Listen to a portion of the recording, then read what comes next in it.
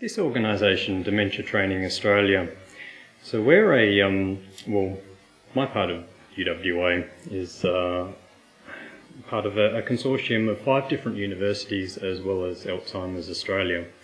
And when you look at our contract, really what we're supposed to do is deliver some fairly prosaic type stuff at face value. So it's dementia training, and this is from anyone who is involved in providing care for people who are living with a diagnosis of dementia, whether you be a professional care worker all the way through to healthcare professionals of all types.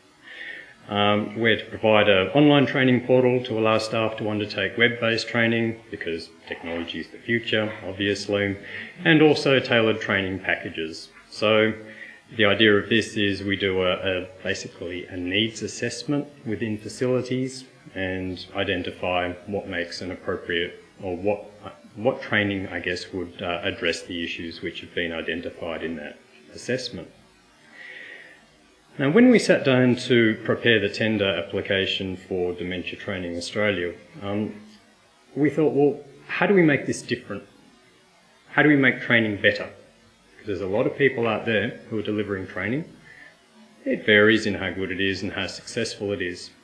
What we really wanted to do was understand deeply how we can provide training which really optimises outcomes for the people who matter, i.e. people who are living with dementia. So what I want to be talking about a little bit, because maybe you would have noticed that there was a suspicious lack of a word research in any of that, because we're not a research unit. We're at the very end of research with what we do at DTA. We try and push that research out into the practitioners. And what we've chosen to do is look at it through the lens of knowledge translation. Because at DTA, what we believe is that training shouldn't be just about improving knowledge.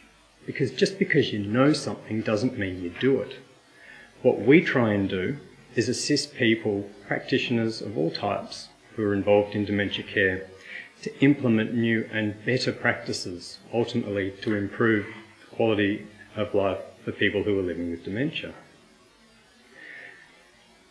I want to talk about this concept of knowledge translation a little bit, and this slide is pretty well stolen from a bloke by the name of Brian Draper, who works out of the University of New South Wales. He's an old age psychiatrist, I believe, and he's very interested in this because he sort of has seen that over the last 30 or 40 years, a lot of people have been trained in providing dementia care, and yet the quality of dementia care hasn't really improved too much. So what constitutes effective, appropriate knowledge translation for this group? And these are the 8 key components of effective KT within the dementia care space. We need to be picking the right information, obviously, because it's garbage in, garbage out, really, isn't it? If you're teaching people bad stuff, quality certainly isn't going to improve. We need to understand what KT involves. We need to use interpersonal contact. There needs to be a practical framework. There's no good talking about it all theoretically and not being able, or not empowering people to think about how that relates to their particular patients, clients, customers, consumers, whatever you want to call them. We need to provide resources, we need to provide support, and we need commitment from people who are involved in this process. And we also need a simple, compelling message. People need to really be involved. People need to take ownership of what it is that they're doing. So we use a very simple model of knowledge translation at DTA, and as a matter of fact, it wasn't developed as a dementia care KT model. In fact, it was developed for paediatric anaesthetics. Okay, so it's sort of at the complete other end of life compared to what we do. But it makes sense to us, and I'd like to spend a minute, because I only have 10, telling you about how we sort of think about knowledge translation, to show you what we do and how it fits into this. So really it's a 4-stage model, and you're thinking, hang on a minute, there's 5, but there's pre-KT, so before we even start in this process, we can ignore the red box. We start off with awareness. To be able to change practice, you need to at least know that something's out there. But just because you know about something doesn't mean you agree with it. So the next stage of KT, from our perspective, is agreement. So you have to agree with something if you're actually going to adopt it into your practice. Finally, once you've done it for a while, it becomes business as usual. You might consider including that new bit of knowledge or that new bit of practice into what it is you're doing and how other people should do it. So it goes into guidelines, it goes into policies and protocols, and that becomes adherence. And so through this 4-step model of KT, we've implemented practice change. When we look at the information and the new knowledge which Dementia Training Australia rolls out, it comes from a number of different places. Contractually, we're supposed to work with people like, and we do, because they're our friends and they also share seats with us as well. So we work with people, say, from the Dementia Collaborative Research Centre and the National Dementia Research Institute, Cognitive Decline Partnership Centre, and then we have our own expert reference group, or more broadly, our collaborator network. So anyone who we really work with, or people who want to work with us to develop some sort of training resources to push their research out into practice. For the individual learner, this is where it gets complex, I'm sorry, and the words are quite small, but we can talk about it later if we really need to. But for the individual learner, it doesn't make sense just to grab a little bit of something here and a little bit of something there. What we need is an integrated learning pathway, and this is something that DTA is currently working on, trying to build up a suite of resources for people to have a defined learning plan, so how they can go from a beginner clinician, say, all the way through to an expert practitioner in a particular area. And this is explained in a lot more detail on our website. So this is how we see DTA's suite of resources fitting into that KT pathway. So notice across the top of this diagram we have those 4 A's, the 4 different stages of knowledge translation. And the different activities that we do will really cover certain aspects of KT. So a lecture or a webinar, for example, I might get you to the point where, at least if you haven't fallen asleep through my presentation, you're aware of what I'm talking about. At most, you're likely to agree with it. But I'm going to need, say, a workshop or maybe a more comprehensive online module to actually show you what to do with that information, for you to implement that into practice. So online resources, online courses, workshops, and Dementia Essentials, which is the 3-day course delivered by Alzheimer's Australia for professional care workers. I mentioned earlier that we have tailored training packages for residential care facilities. These are also wrapped up in these as well are things like consultancy services. So we offer a consultancy service whereby residential care facilities can, say, implement some sort of audit and monitoring process for antipsychotic medication usage within their facilities to make sure that these things are used absolutely minimally to try and reduce the risk of adverse effects from those medications. So building in these quality assurance processes, pushing this knowledge all the way through to adherence. Okay. So that's sort of where we're at. And with any good company, as I'm learning as I work through my MBA, is that you need to have a vision. And this is where we want to get to. And currently this is what DTA is thinking. We're not even 1 year old. 1 minute. I'm going to nail this one. We're not even 1 year old, okay? We were launched on the 1st of October last year. And our vision statement is sort of working towards this. And it's actually a beautiful segue from what Carolyn was just talking about, where we're trying to move, I think, from this pathologic medical type model where there's a problem, I need to fix it, to actually going a bit further than that.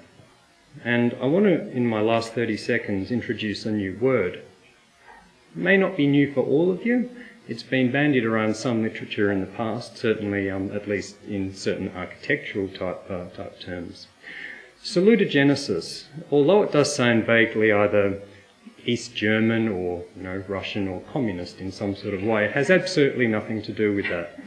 It's derived from Greek and Latin words for basically sources of health. And the idea is that it's sort of the alternate to pathogenesis. So there's a problem, I will fix it. It's how do we make people, for want of a better term, I suppose, do better or flourish. Or the best example I can think of off the top of my head is something like depression. So you may be depressed, I give you an antidepressant, you're no longer depressed. Is that enough? Or do you want to be happy? So salutogenesis uses three key factors to achieve that. Understandability, manageability, and meaningfulness. Now we don't have any more time to discuss this because my crickets have just gone off. But this is sort of what we're working towards. So with all the training which DTA will be providing in future is at least going to have some facet of salutogenesis built into this to make dementia care more than just the problem that we have to fix, to how do we do better. And at that point, I'll have to leave it at that. Thank you. Thank you, Andrew.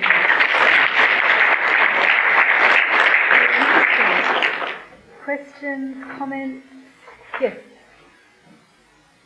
Thank you for that. That was a very, very lovely coverage of that topic. I want to go to the space of the move now increasingly to offering dementia care within the community, and the fact that this is going to be increasingly where that care provision starts. For some people ends, and some will go into residential care. And one of the questions that people early on in the diagnosis ask are, what does quality dementia care look like for me? What should I be looking for? And I think the same question also comes from families as they're trying to increase that provision. How would you answer that question for them? In 1 minute. You can have to.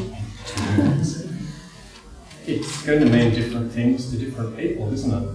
Because I think we've had a lot of discussion already today about how we can't compartmentalise people. It is absolutely not a one-size-fits-all approach. So I think the best way to start is what's important to the person. And I think that's a hard question for the care provider, the person who's on the ground out in the community.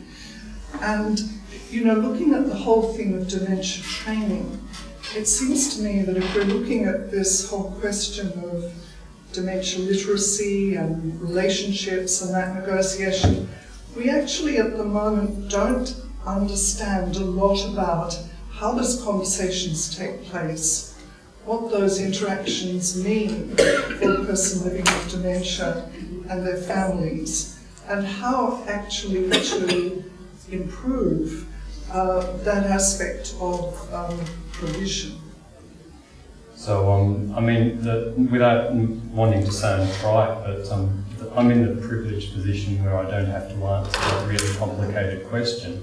I go to the researcher who has done so, and they give me their knowledge, and then we look at, say, developing something which we can perhaps roll out and use. But I absolutely agree with you, and I do love that term that you used, dementia literacy, because it's going to become increasingly important, isn't it?